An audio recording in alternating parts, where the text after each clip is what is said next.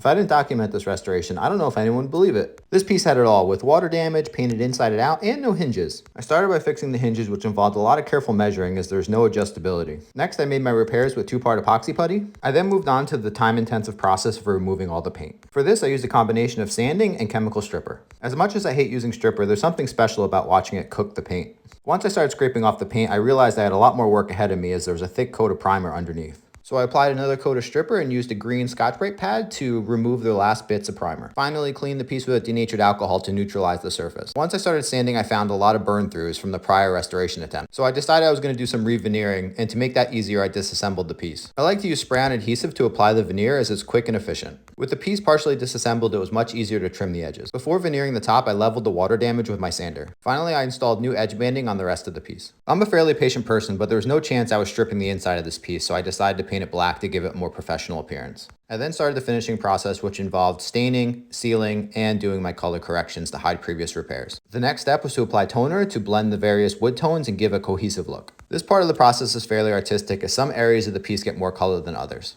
In this example, I applied a lot more color to the top and sides to blend the new walnut veneer with the aged walnut.